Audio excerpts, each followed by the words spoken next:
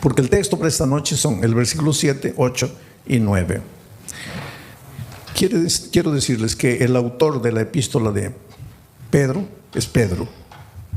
Algunos estudiosos de la Biblia no creen que Pedro fue el autor, porque Pedro habla de profunda teología profunda, pero era un simple pescador, un hombre tosco, pueblerino, yo diría un hombre casi ignorante. Y por eso es que muchos estudiosos de la Biblia dicen: ¿cómo es que un hombre así, sencillo, simple, sin mucha instrucción, un pescador inculto, cómo pudo haber escrito la epístola con un contenido teológico profundo? Es que la gente que a veces discute eso no conoce el poder transformador de Cristo. Yo conozco gente que aprendió a leer leyendo la Biblia, y hoy día es gente culta, pero su primer paso fue la convivencia con Dios. Porque cuando Dios llega a tu vida, no te transforma solo en la vida espiritual, te hace crecer intelectualmente, te hace crecer profesionalmente, te hace crecer en todas las áreas de la vida, inclusive financieramente. Pero tú no tienes que buscar a Jesús por causa del crecimiento profesional ni financiero, ¿no? Tienes que buscar a Cristo para transformar tu vida. Y cuando tú te dejas transformar por Jesucristo, pues Él termina la obra que ha empezado en ti, porque Él nunca comienza un trabajo y lo deja por la mitad, Él lo termina. Y ahora encontramos aquí un Pedro teólogo, cuando fue un simple pescador.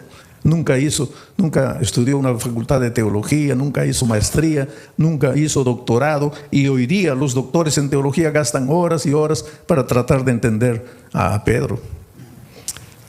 Y yo estoy analizando la epístola de Pedro. Ayer Pedro estaba hablando de la fe. Pedro decía así: no te preocupes con relación al día de tu salvación. Si te vas a salvar o te vas a perder, no te preocupes. Tú vas a ser protegido por la fe. La fe te va a proteger. Y anoche yo estaba explicando que la fe es la confianza que tú tienes en Dios. Cuando tú dices yo tengo fe, estás diciendo yo confío en Dios. La confianza en Dios. Pero para que tú puedas confiar en Dios, tienes que convivir con Dios. Porque tú no puedes confiar en alguien que no conoces. Y no puedes conocer a alguien con quien no convives. Ustedes no me conocen, pero mi hijo sí me conoce. Ustedes no me conocen, pero mi esposa sí me conoce. ¿Por qué? Porque ellos conviven conmigo.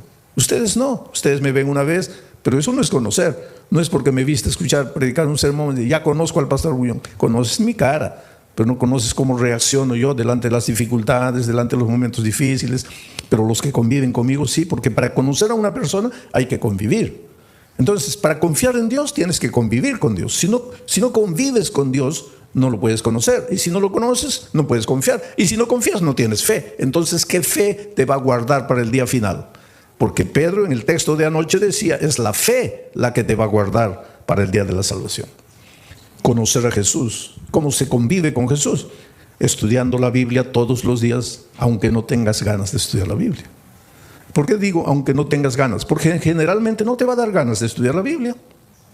¿Por qué? Porque tienes naturaleza pecaminosa, y a la naturaleza pecaminosa pues le gusta ir a la iglesia, cantar, emocionarse, escuchar un sermón y listo ya. Eso es lo que le gusta a la naturaleza pecaminosa. Pero eso no es convivir con Dios. Si tú quieres convivir con Dios, tienes que estudiar la Biblia todos los días, aunque no tengas ganas de estudiar.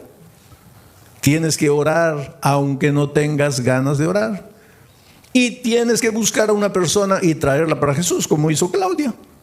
Conoció el Evangelio, fue y trajo a Jesús, y ahora tiene la alegría de verlo bautizado. Eso es lo que tienes que hacer. Entonces tu fe, esa confianza en Dios, te va a guardar para el día final. Pero entonces ahora entramos al texto de hoy. Para que, sometida a prueba vuestra fe. ¿Qué cosa es vuestra fe? Vuestro conocimiento de Dios, vuestra confianza en Dios. Quiere decir que tu fe va a ser sometida a prueba. Y va a ser sometida a prueba mucho más preciosa que el oro. Esto es interesante. Los mineros agarran el oro y lo ponen a altas temperaturas de fuego. ¿Para qué? El oro es colocado a tan altas temperaturas de fuego que el oro se vuelve líquido, comienza a hervir el oro. De tanto calor comienza a hervir el oro. Y entonces le echan algunas mezclas químicas para que toda la escoria vaya saliendo. Y sale toda la escoria y se queda el oro puro. Y cuanto más fuego le ponen al oro, más puro se queda el oro. Por eso ustedes han escuchado hablar de oro 18 quilates, 22 quilates. Eso es pureza del oro. Y el oro más puro es el oro que ha sido más quemado. Ahora es interesante, porque si le colocamos fuego a este púlpito, el fuego lo quema. Pero si le colocamos fuego al oro, el fuego lo purifica al oro. Destruye al púlpito, pero purifica al oro. Ahora dice el texto bíblico de Pedro que el fuego es la prueba, son las pruebas de la vida. Dios manda, no voy a decir manda, Dios permite que las pruebas lleguen a tu vida. Estoy diciendo Dios permite, no Dios manda, Dios permite, porque te voy a decir una cosa, y entiende bien esto.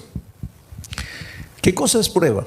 Todo lo que te hace sufrir, lo que te hace llorar, lo que te aflige, pérdida del empleo, tu hijo se enferma, tu mamá muere, tu esposo te abandona. Aflicciones, pruebas. Todo eso, por favor, nunca digas Dios me está mandando la prueba, porque Dios no manda pruebas. Todo lo que te hace sufrir no viene de Dios, viene del diablo. Porque Dios dice, he aquí los pensamientos que tengo acerca de ti, pensamientos de paz y no de guerra, pensamientos de amor y no de odio. Dios solo quiere lo mejor de lo mejor para ti, pero vives en un mundo de dolor. Hasta que Cristo venga, estamos peregrinando en el desierto del dolor de esta vida. Y muchas veces quien nos manda el sufrimiento, el dolor, es el diablo. ¿Y por qué te hace sufrir el diablo? Esto es interesante y esta noche vas a entender. ¿Por qué el diablo te hace sufrir? Tú no le has hecho nada al diablo. ¿Por qué te hace sufrir? Porque Él es el origen de la enfermedad, Él es el origen de los accidentes, Él es el origen de las tragedias. Todo lo que te va mal en la vida es porque Él está por detrás de eso. Pero ¿por qué te hace sufrir si tú no le has hecho nada al diablo? Ahora te voy a explicar. Es que el enemigo del diablo no eres tú, es Jesús. Él quiere derrotar a Jesús. ¿Te acuerdas en el cielo? El diablo se levantó queriendo usurpar el lugar de Jesús. Hubo una pelea en el cielo, dice Apocalipsis, hubo una batalla, el diablo perdió y fue expulsado del cielo. Pero cuando el diablo salió del cielo, déjame imaginar esta escena. El diablo estaba saliendo y miró y le dijo a Jesús, está bien, me venciste una vez, pero la pelea no está acabada. Me venciste ahora, pero ya vas a ver cuando nos encontremos por segunda vez. Y fue expulsado. Entonces, cuando Jesús nació en esta tierra, cuando vino a salvarnos del pecado, Jesús era un nené indefenso. Y el diablo dijo, ahora sí, no lo pude derrotar en el cielo, pero ahora como un niño, yo lo agarro y lo mato. Y miren lo que el diablo hizo. ¿Vino a matarlo personalmente? No, porque el diablo es cobarde. El diablo nunca muestra la cara. ¿Qué hizo el diablo para matar a Jesús? Se metió al corazón del rey Herodes. Firmó un decreto de muerte para mandar matar a todos los niños menores de 2 años. Y cuando Herodes firmó el decreto de muerte, ahí el diablo dijo, ahora sí, lo voy a matar. De esta no se salva. Pero esa misma noche, el Espíritu de Dios se presentó a José y le dijo, toma al niño y a su madre y vete a Egipto, porque lo van a matar. Y cuando José huyó para Egipto, el diablo se quedó mordiendo los labios de rabia y dijo, me venciste por segunda vez. Después, cuando Jesús comenzó su ministerio, antes de comenzar su ministerio, se fue al desierto a ayunar 40 días, ¿te acuerdas? 40 días sin comer, pues Jesús estaba debilitado, flaco. Ahí el diablo pensó, ahora lo agarro. No lo gané, no lo derroté en el cielo, no lo derroté cuando era niño, pero ahora lo agarro, está debilitado, 40 días sin comer, lo agarro. Y vino. ¿Y vino como diablo? No, porque el diablo nunca muestra la cara. Se disfrazó de ángel de luz. Y trató de engañarlo, pero no pudo, porque Jesús conocía la palabra de Dios. Y entonces derrotó al diablo por tercera vez. 3-0. Ya era casi goleada. Pero entonces el diablo esperó, dijo, la cuarta es la vencida. Y hubo una cuarta. Cuando el diablo se metió al corazón de los soldados, porque ya les dije, el diablo nunca muestra la cara, y los soldados prendieron a Jesús y lo llevaron al Calvario y lo clavaron. Y cuando Jesús murió, ahí sí el diablo dio una carcajada. Dijo, ahora sí lo vencí, lo acabé. Lo acabé. Al tercer día Jesús resucitó. Y al resucitar, ahí sí, es como si hubiera agarrado una estaca y lo hubiera clavado en el corazón del diablo. El diablo sabe que está perdido, está derrotado. El diablo no te puede hacer nada, querido. El diablo ya está perdido. El diablo ya con Cristo no puede. Entonces, como no puede con Cristo, se las agarra contigo. Es como si yo tuviera, vamos a decir, yo tuviera un hijito de 2 años. Pero tengo un vecino que quiere pelear conmigo. Viene, una bofetada, se va llorando el pobre. Pero es terco. Viene una segunda vez. Otra bofetada, se va llorando. Pero es terco, viene la tercera vez. Ahí ya ni levanto la mano, ya sale corriendo. Entonces llega a una conclusión mi vecino, no, con este no puedo, este fuerte. Entonces aprovecha que yo me vengo a Corpus Christi a predicar y agarra a mi hijito de 2 años a puntapiés y lo revuelca en la calle. Pues eso es lo que el diablo hace. Con Cristo no puede. Entonces él sabe que lo que más Jesús ama eres tú. Y ya que no puede con Cristo, se las agarra contigo y te hace sufrir y te hace perder el empleo y hace que tu hijito nazca enfermo y esto y aquello. En realidad el diablo no tiene nada contra ti. Él te hace sufrir porque sabe que haciéndote sufrir a ti, está haciendo sufrir al Señor Jesucristo. Pero ahora viene Pedro y dice así, pero es que los sufrimientos que te llegan a la vida no te pueden destruir, porque tú no eres madera, tú no eres plástico, tú eres oro. Y si el fuego de la prueba purifica el oro, mucho más el fuego del dolor, del sufrimiento, va a purificar tu fe. Quiere decir, cuando el dolor llegue a tu vida, tú lloras. Si tienes que llorar, llora. Pero no te separes de Jesús. Dile, Señor, yo no entiendo por qué estoy sufriendo. Y hay una cosa interesante.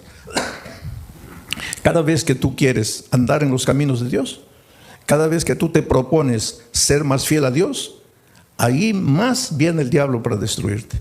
¿Por qué? Porque esa es la pregunta que mucha gente hace. Pastor, cuando yo estoy así relajado en mi vida cristiana, parece que no me vienen pruebas. Pero cuando me quiero consagrar, ahí viene todo. ¿Por qué? Simple. Porque cuando estás relajado espiritualmente, cuando no estudias la Biblia, no oras nada, estás en el terreno de ¿quién? Estás en el terreno del diablo. Puedes estar en la iglesia, pero estás en el terreno del diablo. ¿Y para qué el diablo te va a molestar si estás perdido con él? Ya pues te deja tranquilo. Pero cuando viene una semana de oración y tú te entiendes que tienes que reconsagrarte y comienzas a estudiar la Biblia, a estudiar la palabra de Dios, ahí el diablo se asusta. Porque ¿qué dice? No, se me va a escapar, se me va a escapar. Entonces, para desanimarlo, le mando una prueba. Y la prueba, en lugar de purificarte como el oro, ¿qué hace contigo muchas veces? Te desanima. Es por eso que cuando la prueba es más fuerte, es más que tienes que agarrarte de Jesucristo y no desanimarte. En el Brasil yo estaba haciendo una campaña evangelística en un estadio, y una señora que no era adventista, no era cristiana, nada, nunca iba a ninguna iglesia, nada, pero era una buena mujer, sentimientos nobles. Hay mucha gente que no está en ninguna iglesia, no conoce la palabra de Dios, pero pues escucha la voz de Dios en su corazón y camina, anda bien. Y de repente esta señora vio en la televisión la propaganda de que yo iba a predicar esa noche en el estadio. Ahora, ese día era su cumpleaños. Y de mañanita el esposo entró al cuarto y le dice, mira hija, estoy sin mucho dinero, no he podido comprarte un buen regalo, pero te he comprado un regalito. Y le dio una cajita. Y ella abrió y era la llave de un carro. Y cuando salió al patio, ahí estaba el carro, un carro importado, último modelo. ¡Qué felicidad! Su cumpleaños. Primera felicidad, el esposo se acordó de su cumpleaños, porque hay muchos esposos que ni se acuerdan del cumpleaños del esposo. Segunda felicidad, le regaló. Tercera felicidad, no le regaló cualquier cosita, le regaló un carro último modelo. Entonces ella estaba tan feliz que cuando vio la propaganda de la predicación en el estadio, dijo, bueno, porque estoy tan feliz que me voy al estadio a agradecerle a Dios. Va a predicar ese pastor, voy a agradecer. Y se fue al estadio. Feliz de la vida, entró. En la hora del llamado se levantó, vino adelante, le entregó la vida a Jesucristo. Dijo, ay, qué día tan feliz. Hoy es mi cumpleaños, hoy mi esposo me regaló el carro, hoy me entregué a Jesús. No, este es el día más feliz de mi vida. Y cuando sale a agarrar su carro en la playa de estacionamiento, los ladrones se lo habían llevado. Ahí ella comienza a pensar, toda mi vida no quise saber nada de iglesia, no quise saber nada de Dios y nunca me robaron ni un alfiler.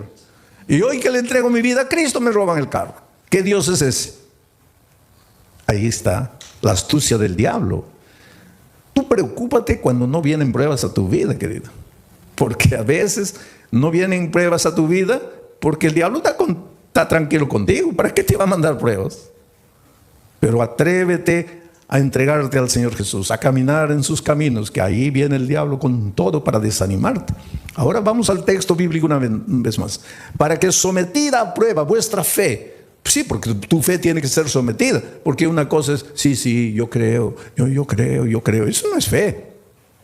Eso no es fe. Por eso es que el creer siempre viene acompañado del bautismo.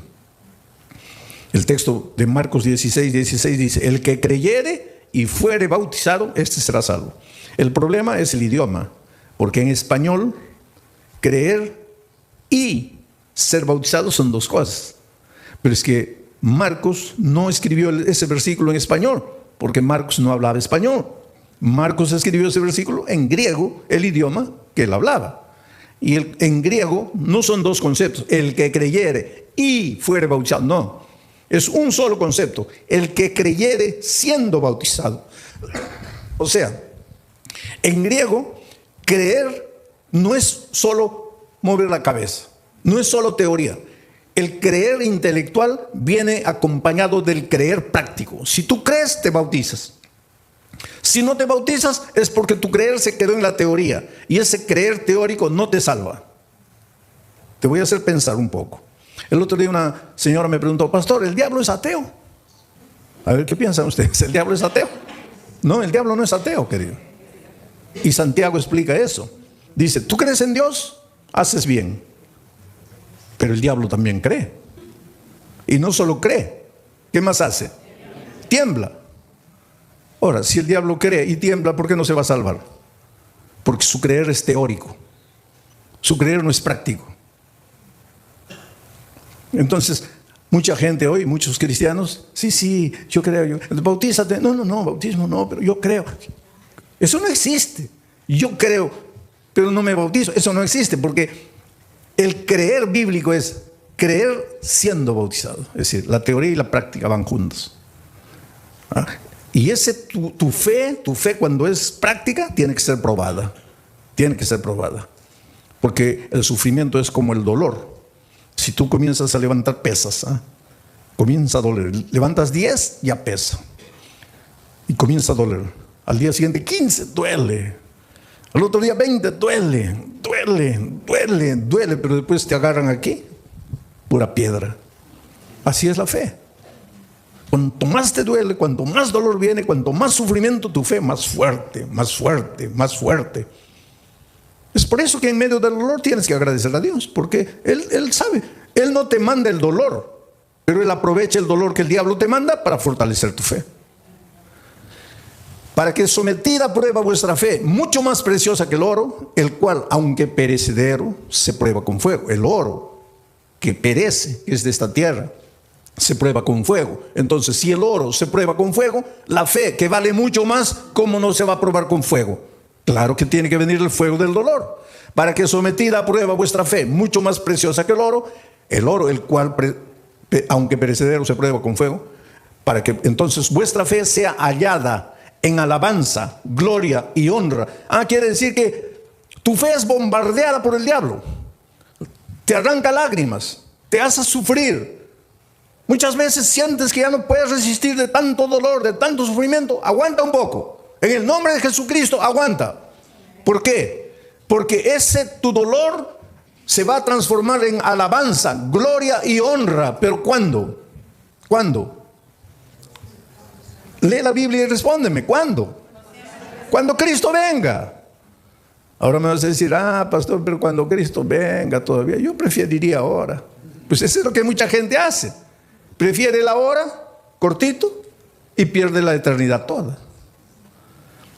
Yo cuando era chico, íbamos a salir de vacaciones, las pocas, tal vez la única vacación que salí con mi padre, mis hermanos.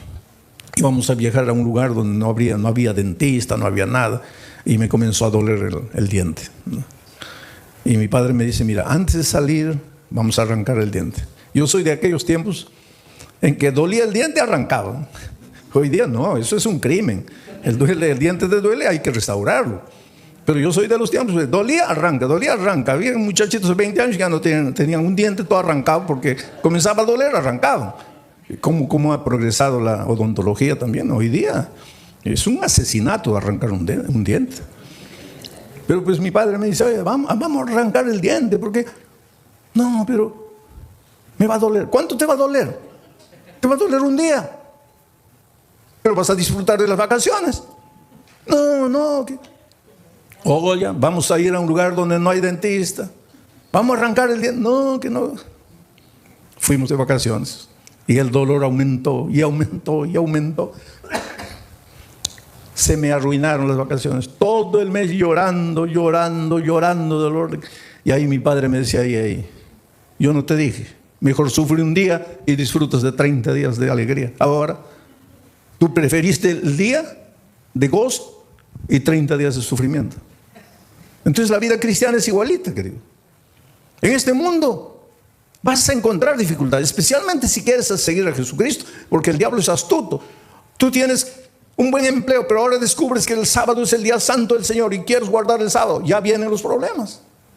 Pero hay una cosa, no te desanimes. El diablo te puede hacer sufrir un día, 2 días, 3 días, pero hay un tercer día. Cuando Cristo murió en la cruz del Calvario, el diablo dio la carcajada y dijo, ahora sí lo vencí, se acabó. Al siguiente día el diablo seguía dando la carcajada, lo vencí, lo maté. Al tercer día amaneció dando la carcajada. Y de repente la carcajada del diablo paró en seco, porque la tierra se abrió y Cristo resucitó. El diablo se puede reír de ti hoy, se puede reír de ti mañana, pero al tercer día va a tener que tragar la carcajada, porque Dios puede permitir que el diablo te haga sufrir un día, 2 días, 3 días, pero llega el momento en que Dios te va a devolver todo lo que el diablo te quitó. Así fue con Job. Le quitó la hacienda, le quitó los hijos, le quitó el dinero, le quitó todo, la esposa prácticamente, le quitó todo. Pero cuando llegó el momento, Dios le devolvió todo. Y se lo devolvió en doble. El doble de hacienda, el doble de dinero, el doble de camellos, el doble de ganado, el doble de hijos. Lo único que no le devolvió en doble fue la mujer.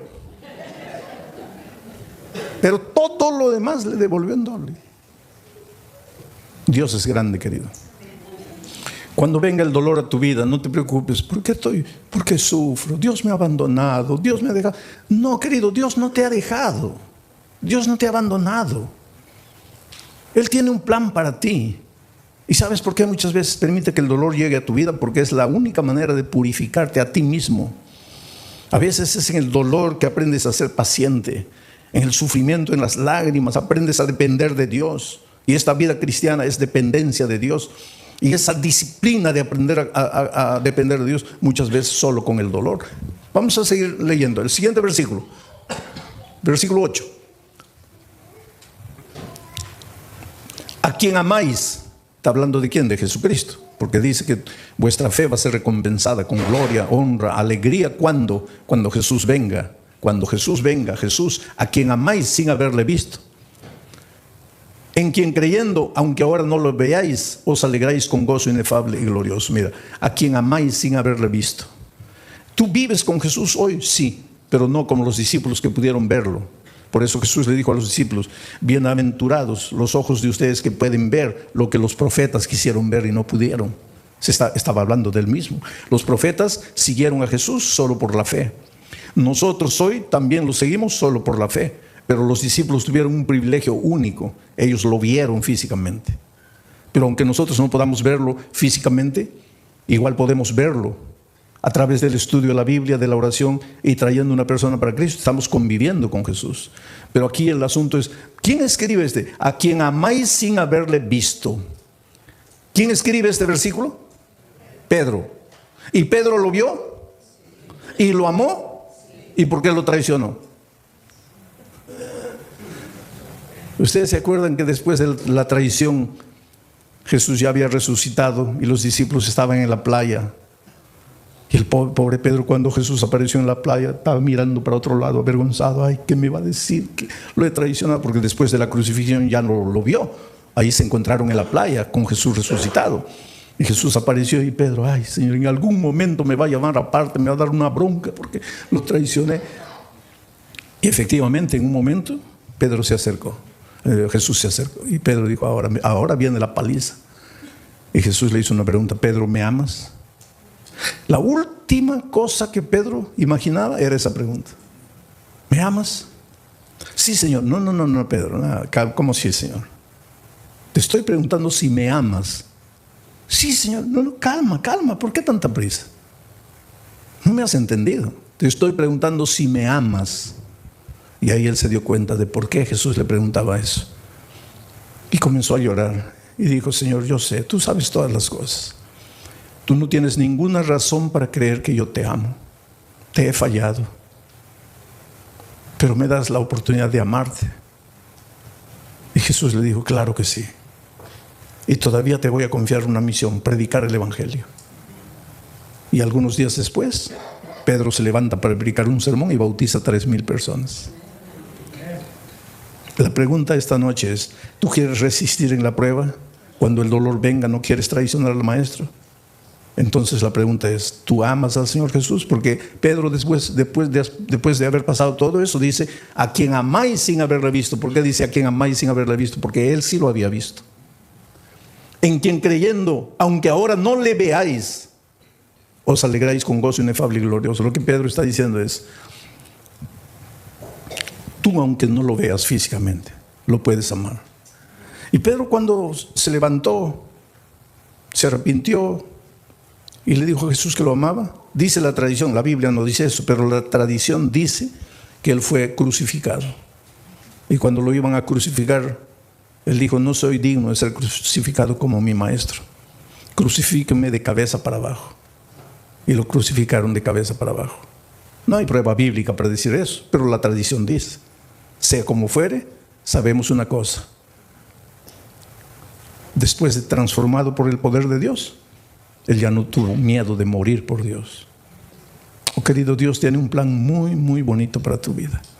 Las tristezas y dolores que llegan a tu vida tienen sentido, pero tienen sentido cuando tienes fe.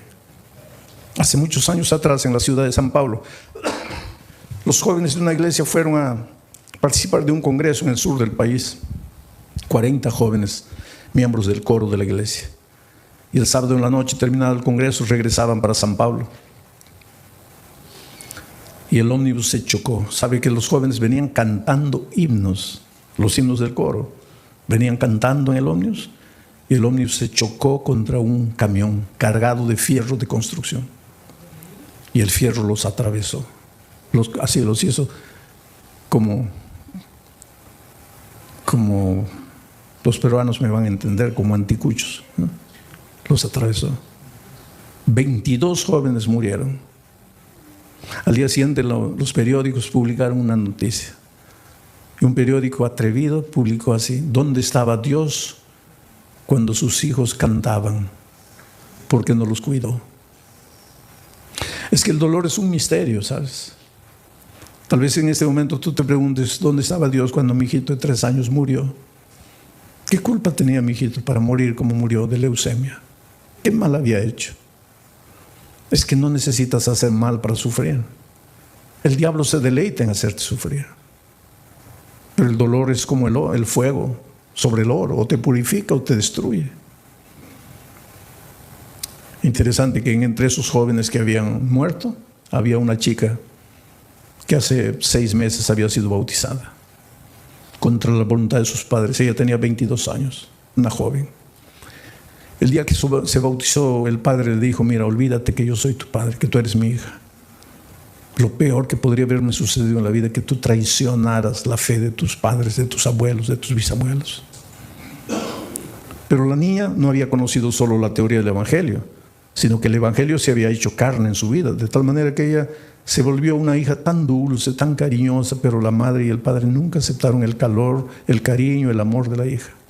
Aquel viernes de tarde en que se iban para el congreso, ella fue a despedirse del papá y le dijo: mira, papá, me estoy yendo a Curitiba con los jóvenes de la iglesia. Y él le dijo: ¿y qué me avisas a mí? Tú no haces lo que te da la gana, tú no te metiste a esa iglesia, tú no te bautizaste. ¿Y qué vienes a avisarme que te vas? Tú siempre haces lo que te da la gana, vete a donde quieras. Y ella le dijo: sí, papito, pero yo vine a darte un beso, me voy. Y cuando se acercó para besarlo, el padre retiró el rostro y dijo: no quiero nada de ti. Y en el camino de vuelta, la niña muere. ¿Sabes que los hijos de Dios también morimos en accidentes? Entonces, cuando te pasa un accidente, no digo: ¿dónde estaba Dios? Dios está en el mismo lugar. Jesús dijo que cuando la lluvia cae, moja a los justos y a los injustos. Y cuando el sol sale, alumbra a los justos y a los injustos. Estamos en un mundo de dolor. Ese padre hizo tanto escándalo en la iglesia, ¿sabes? El día del sepultamiento, 22 cajones estaban ahí. Y mientras sepultaban a los jóvenes sobrevivientes que habían salido del accidente, cantaban. Sus amigos estaban siendo enterrados y ellos cantaban, lloraban. Las lágrimas caían, pero cantaban. Lloraban porque tenían tristeza. Cantaban porque tenían esperanza. Es que los seres humanos que aprendemos a confiar en Cristo somos capaces de cantar en medio del dolor. Mientras que el padre estaba destruido ahí, ¿sabes? Y cuando llegó el momento de bajar el cajón de la hija, él se arrojó y decía: entiérrenme con ella, quiero morir. Y abrazando al cajón le decía: mira, hijita, el viernes me quisiste dar un beso y yo no sabía que era el último beso y te rechacé.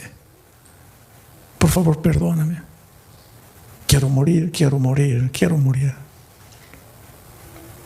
Fue una escena triste, dramática, cuando sacaron al padre, terminó el entierro, todos se fueron. El hombre se quedó solito junto a la tumba de su hija. Y la mejor amiga de su hija, que salió viva del accidente, que fue justamente la que la llevó al Evangelio, al conocimiento de la palabra de Dios, ya cuando se estaba yendo, volteó y vio que el papá de su amiga estaba ahí junto a la tumba y dijo: voy a volver. Yo sé que él no quiere hablar con nadie, pero voy a volver. Y volvió. Y se paró junto a él. Y él la miró: ¿qué quieres? Le dijo: mire, su hija va a resucitar. ¿Qué? Su hija va a resucitar. ¿Cómo va a resucitar? Porque la palabra de Dios dice, y te voy a leer aquí, porque él le había dicho: yo no entiendo, yo no los entiendo a ustedes. Ustedes son locos. Yo estoy aquí destrozado, mi hija muerta, y ustedes cantando. Ustedes son locos. Ustedes no tienen sentimiento. Y pues la chica le dice: sí, señor, pero usted se dio cuenta que nosotros no solo cantábamos, también llorábamos. Llorábamos porque nos da tristeza que nos estamos despidiendo en esta vida, pero cantábamos porque tenemos la esperanza, porque su hija va a resucitar y yo la voy a abrazar a mi amiga. Pero ¿cómo va a resucitar? Y entonces la hija agarró el texto bíblico y le dice: aquí está, cuando suene la trompeta, los muertos en Cristo resucitarán primero. Su hija va a resucitar porque murió en Cristo. Y ese hombre que estaba derrotado abrió los ojos así y dice: ¿quiere decir que mi hija va a resucitar? Sí, Señor. ¿Quiere decir que yo la voy a poder ver? No sé, Señor. ¿Cómo no sabe? ¿No dice que va a resucitar? Va a resucitar. Pero entonces la voy a ver. Ahí no sé. ¿Pero cómo no sabes? Porque dice: los muertos en Cristo. Mi pregunta es: ¿usted está en Cristo? Si usted está en Cristo, la va a ver, la va a abrazar, va a vivir eternamente con ella. Pero si usted no está en Cristo, ¿Y qué hago para estar en Cristo? Porque yo quiero abrazar a mi hija. Y ella le dijo: abra su corazón aquí. Dígale que ama a Jesús, que quiere caminar con Él, que quiere estudiar su palabra. Y tú sabes que ese hombre se bautizó, la esposa se bautizó, los hijos se bautizaron. Yo solo imagino el día de la resurrección, cuando la niña resucite, transformada para vida eterna, y vea venir a abrazarla a su padre, a su madre, a sus hermanos, todos vestidos de vestiduras blancas y corona de justicia en la cabeza. Y la hija diga: ustedes que me persiguieron, que me maltrataron por causa de la fe, ustedes están. Y el padre les diga: hija, tal vez si tú no hubieras muerto, nosotros nunca nos hubiéramos rendido a Jesús. El dolor no llega sin motivo. El dolor tiene un motivo. El dolor llega para purificarte. A veces llega para sacudirte, para hacerte pensar.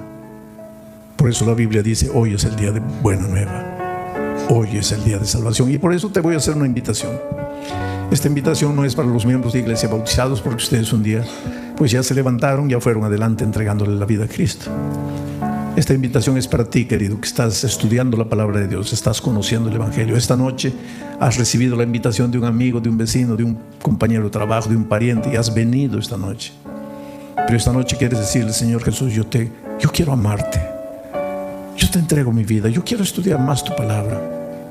Yo quiero conocer el Evangelio. Y yo quiero prepararme para ir al cielo cuando tú vengas.